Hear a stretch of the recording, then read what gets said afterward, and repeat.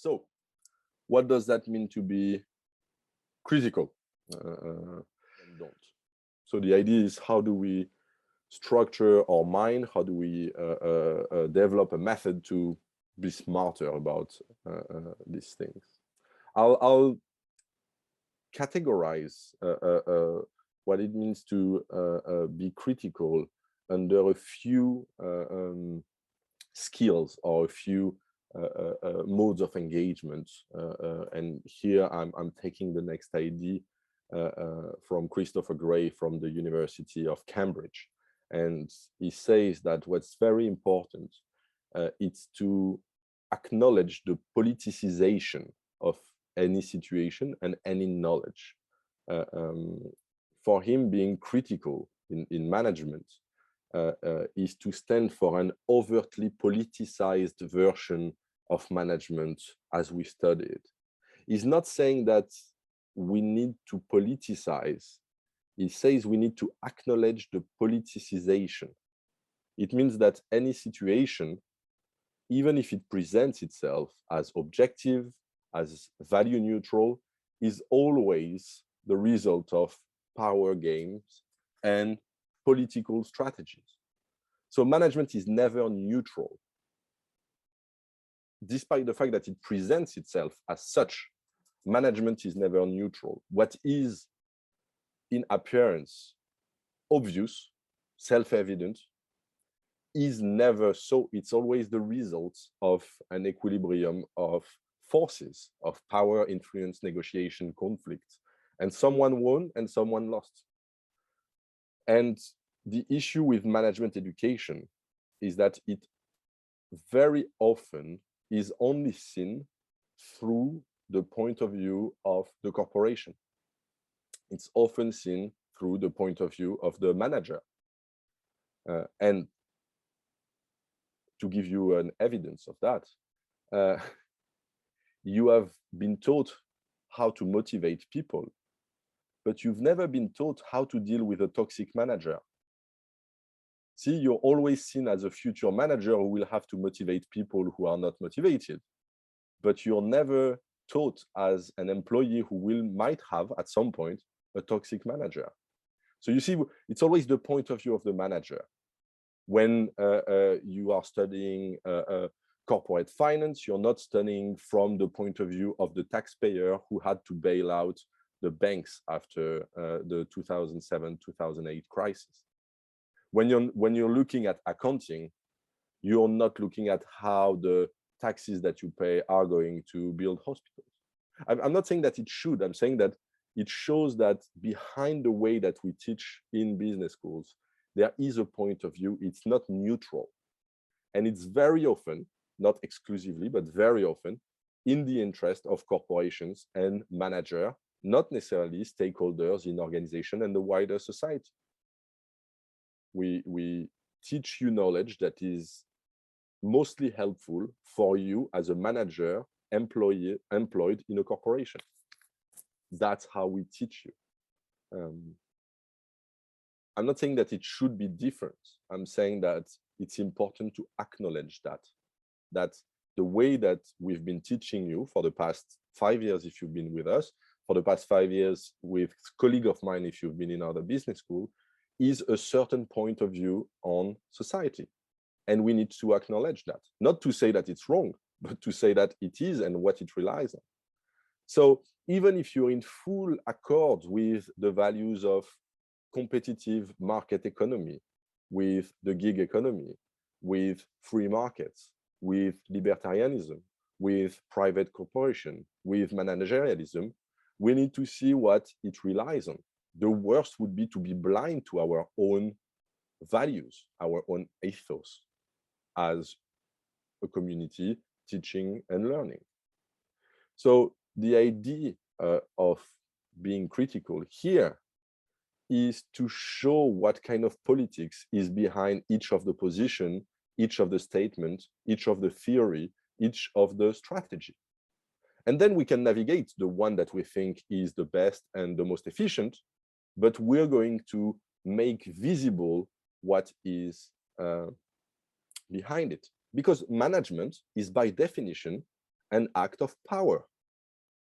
One of the simplest definition, but as always, when they look simple, these good definitions cannot say everything, could be the one of Herbert Simon, who's a Nobel Prize winning economics. He said, getting things done through people.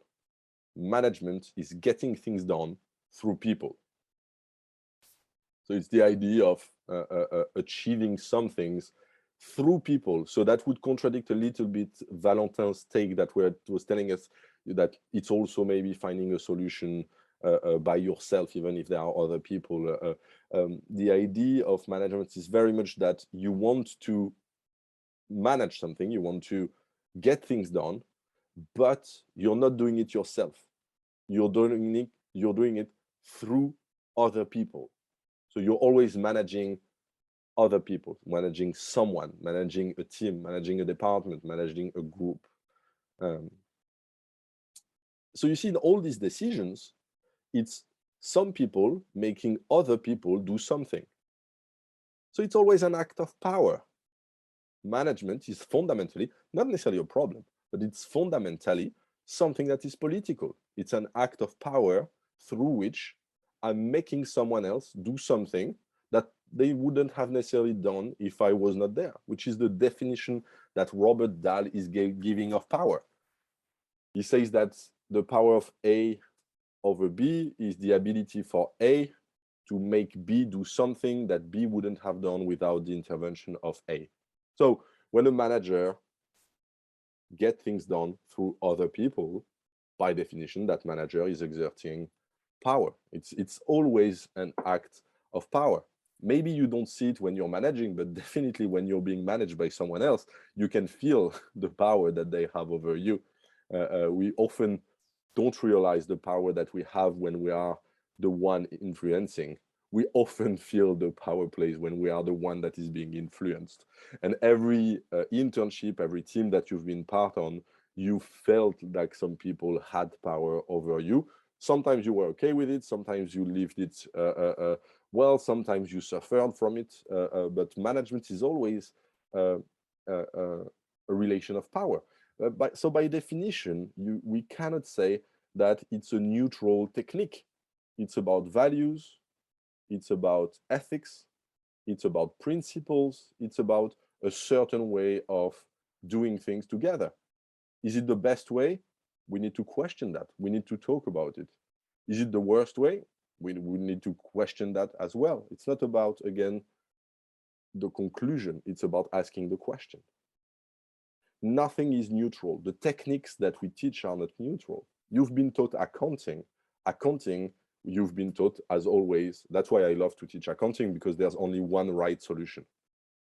Management, you always have to debate with students. It's exhausting. If you tell students something, they say, well, I think that you need to motivate differently, or that's not how I see the world. If you're teaching accounting, there's one method, one question, one answer, the right answer. If it's the right answer, you get the points. And if you don't have the right answer, you don't get the points. It's easy to teach, easy to learn, well, not always, and easy to grade as an exam. But accounting is highly political. And what we're going to try to see is that no tools are just neutral. The idea of a social media could not have happened elsewhere than in the Silicon Valley. The way that the social media are structured, designed today, are designed in a certain way because they come from a certain place with a certain culture, certain values, and they had to come from California and they had to come from the Silicon Valley. If they were born in Nebraska, they wouldn't be the same. If they were born in Italy, they wouldn't be the same. So they are not neutral. They could be different. Different place, different politics, different tools. And then it looks completely different. No tool, no product, no service is completely neutral. There's always something behind it that is calling for an analysis, and that's what we're going to try to do as much as possible. What are the values behind it, and are we comfortable with those values? If you're telling me that you're comfortable with the fact that management is an act of power from certain people in the hierarchy on other people in the hierarchy, I'm fine with it.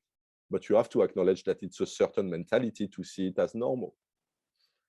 My job will be to push you to question what are the values behind it and what's your position with them.